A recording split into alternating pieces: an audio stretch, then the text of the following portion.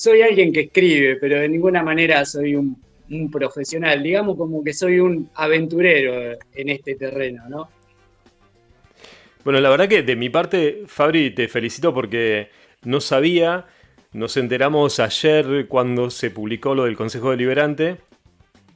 ¿Y cómo surgió esto, ¿no? Este libro, esta novela argentina, áspera, como dice el prólogo, ¿no? Del libro, si es así. Sí, sí, o sea, Áspera tiene mucho que ver con la temática que toca, ¿no? La temática que trata. Está inspirada por hechos reales que ocurrieron en Bordenave durante la década del 30, ¿no? Los memoriosos la recordarán como la época de los galgos de Zapata, ¿no? Una especie de pandilla que se había apropiado del poder en el pueblo y en esa época donde regía el fraude electoral, donde la justicia estaba corrompida, las instituciones estaban muy venidas a menos. El delegado del pueblo, en aquel entonces Eduardo Zapata, manejaba a gusto y piacere, pero con una firmeza increíble el pueblo y con una postura totalmente maquiavélica, ¿no? El fin justificaba los medios, no les quedó nada por hacer a estos muchachos, Coco. ¡Wow! No sabía la historia, no conocía la historia. Sí, mirá, es una historia muy del pueblo, ¿no? Muy transmitida del boca en boca, de generación en generación. Todo esto surge a partir de una revista que tenían unos chicos de Puan, que se llamaba la revista Pan, que la editaron Ujú. hasta el año pasado. Ellos me habían invitado a formar parte del staff, ¿no? Escribiendo una columna de carácter histórico.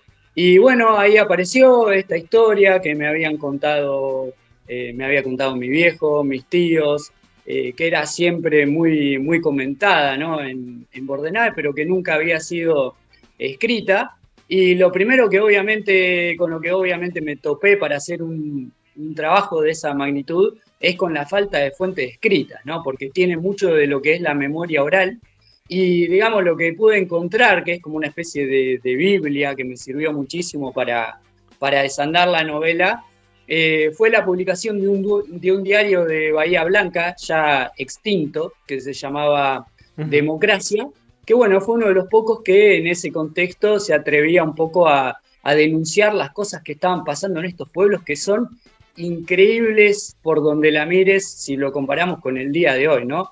Pensar que eso ocurría acá en nuestro pueblo, porque en gran medida es casi digno de una película de gángster, ¿no? Sí, tal cual. Yo veía la imagen de lo que puede llegar a ser la futura portada del libro, porque va a ser una sorpresa para el mes de noviembre, ¿no, Fabri? Exactamente, tiene mucho que ver con el 120 aniversario que se cumple del pueblo este año en el mes de noviembre. Y digo, me parecía hasta una novela de Agatha Christie, ¿no? Del tema de esa mafia, ¿no? Que hay detrás y que hay un investigador, un historiador que va investigando y viendo qué pasa con esa historia. Y cuando leía el resumen del libro o la presentación, lo que es la contracara, ¿no? La contratapa del Sí, libro, hay un montón de cosas que, si uno se pone a pensar en cualquier pueblo de la Argentina, esto de luchar por el poder, ¿no? De que no se elige, de que se impone. Algunas cuestiones, a pesar de que fue la década del 30, creo que me dijiste, si no me equivoco, algunas exactamente. siguen estando, ¿no?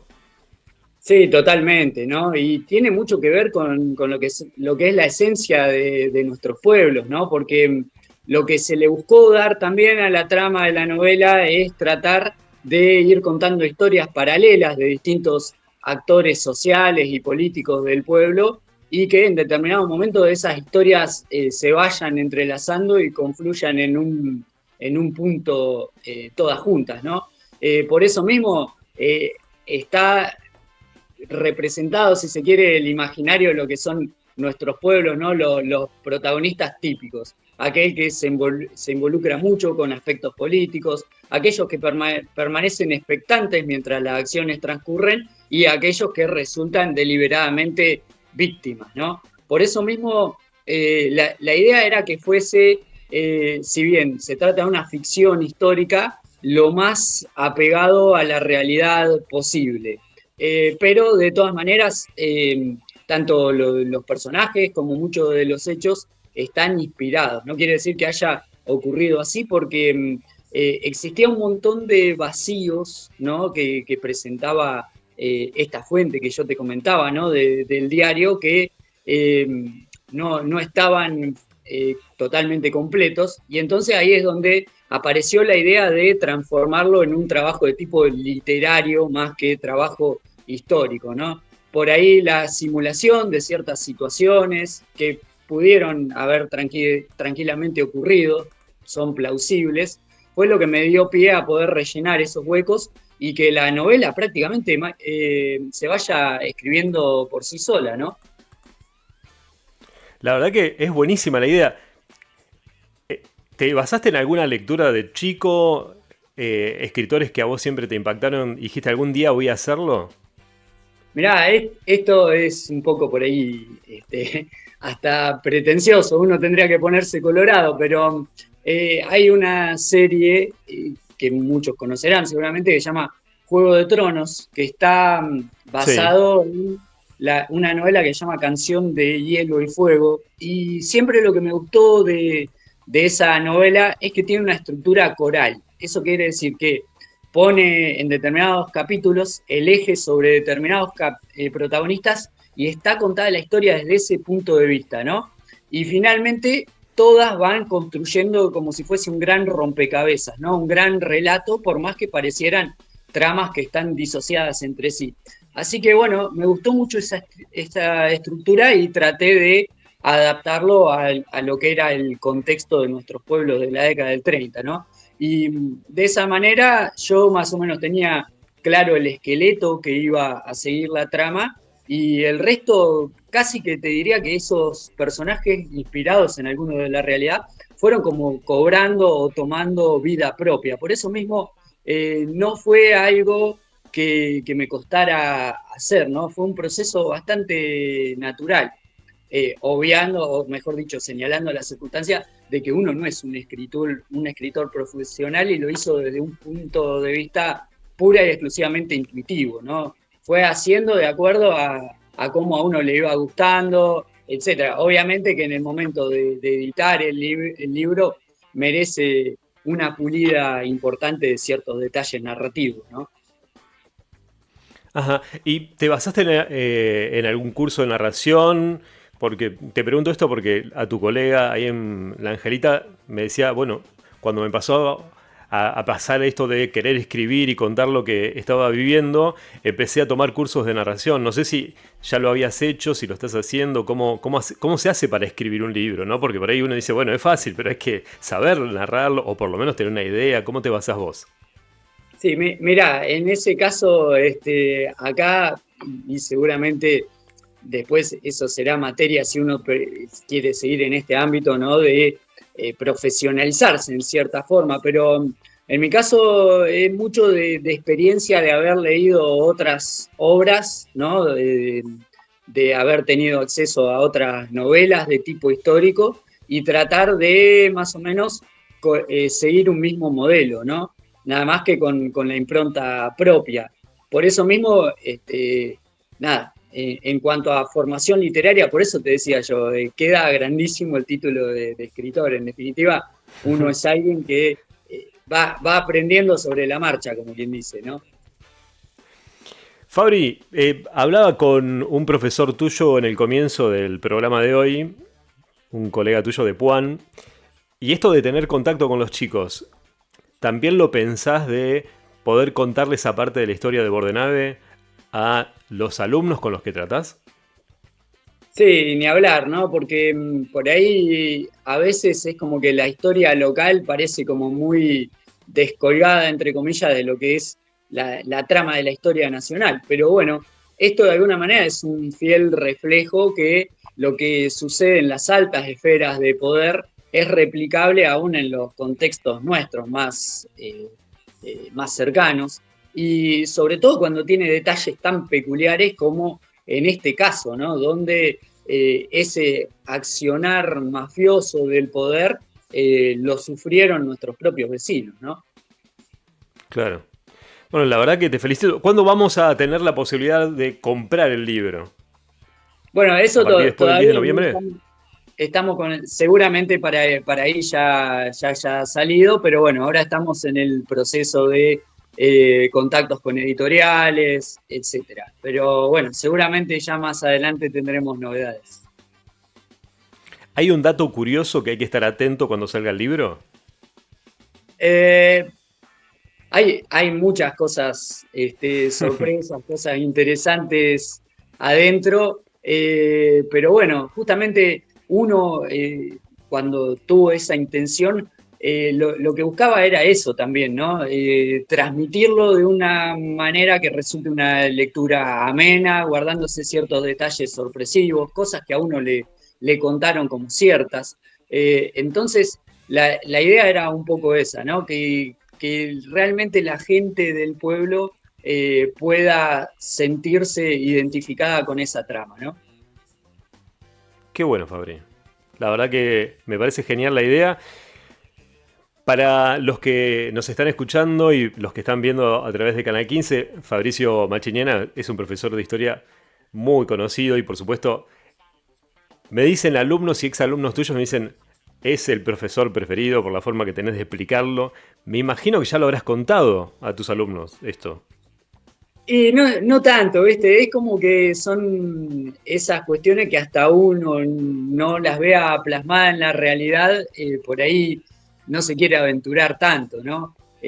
Vos fijate que la novela ya hace un par de meses que la tengo lista, como quien dice, pero siempre le encontraba alguna vueltita, algo para acomodarle. También, obviamente, en el caso de alguien que escribe, que es novato como yo, muchas veces decís, pero esto tendrá alguna clase de asidero, le interesará a alguien, da la talla como para que sea publicado. Esas dudas siempre a uno lo van a saltar porque no es del terreno no es de este ecosistema. A mí me sirvió mucho, por ejemplo, a ciertas personas allegadas que también son leídas y que tienen experiencia en haber leído obras de este estilo, qué les parecía y bueno, cuando me alentaron a que ahí había algo interesante para narrar, para contar, es donde me decidí dar el paso, pero mucho tiempo casi que te digo, Coco, que la escribía para mí mismo, ¿no? Porque me daba placer ir desarrollándolo. Qué bueno. Bueno, ya que te dé placer hacerlo, es un gran logro, ¿no? Porque la verdad que yo Sí. me pongo a pensar, veo las imágenes, te escucho, me pasan cosas por la cabeza diciendo, cuando, no sé, por ahí yo leo Los Policiales Negros o Agatha Christie o los ves en la tele, si bien eso es policial y no es tan político, pero digo, cuando uno va entrando en esa intriga, ¿no? De qué pasó, qué pasará, cómo se conectan, los supuestos mitos que hay detrás de todo, ¿no? Que la verdad que ese juego de ideas está buenísimo, la verdad que me encanta. Sí, sí, además te contaba, ¿no? Que si bien uno ya tenía la estructura armada, llega un momento donde casi que la historia te deja de pertenecer, ¿no? Porque eh, la van contando los mismos personajes, ¿no? Tienen todo un arco evolutivo que de alguna manera ya te digo, no me costó imaginármelo o escribirlo porque con las condiciones de base que ya tenía cada uno, fueron desarrollando la historia. También respecto a lo que vos decías, ¿no? El tema del placer, etcétera. eh, Esto muy, ¿no? De lo que es un padre primerizo también. Mi niño en esa época tenía bastantes problemas de sueño, por ahí se despertaba y llevaba un rato que se vuelva a dormir. Entonces había un verano donde yo sabía que a las 6 de la mañana mi propio reloj biológico que se había adaptado al de él me decía que ya iba a estar despierto, entonces era mi hora de escribir, ¿no? Bien entre gallos y me resultaba sumamente productivo. Fue encontrando como una gimnasia, una dinámica y se fue escribiendo así esta obra, ¿no? Lo que hacen los hijos con uno, ¿no? Tal cual, por ahí me hubiese quedado despierto y nunca lo hubiese escrito, Coco. Está exacto, tal cual. Así Bueno, que Fabri, el principal motivador es él. Lo último que también que quería mencionar antes que nada es un agradecimiento muy grande a el departamento ejecutivo del municipio, al intendente y a la secretaria de Cultura cuando hicimos esta presentación para que se declare como bien de interés cultural. Qué bueno, qué bueno. Bueno, me alegro mucho por vos, Fabri. Más allá que nos conocemos y la confianza, la verdad que cuando lo vi ayer, lo primero que hice fue escribirte porque digo, qué bueno, te felicito, sos un tipo con un conocimiento enorme, sabés contar historias, sabés contar la historia, es apasionante escucharlo a Fabricio cada vez que habla y la verdad que te felicito y bueno, gracias por la nota y por supuesto te vamos a seguir molestando más adelante porque ya estamos ansiosos, imagínate, de acá a noviembre, no sé cómo vamos a hacerlo. Encantadísimo, Coco. Como siempre, un gran agradecimiento. Sos un gran comunicador social, nos conocemos de hace mucho y siempre estaremos ahí al pie del cañón para lo que sea. Te mando un abrazo grande, Fabri, gracias, eh. Gracias, Coquito. Chao, nos vemos.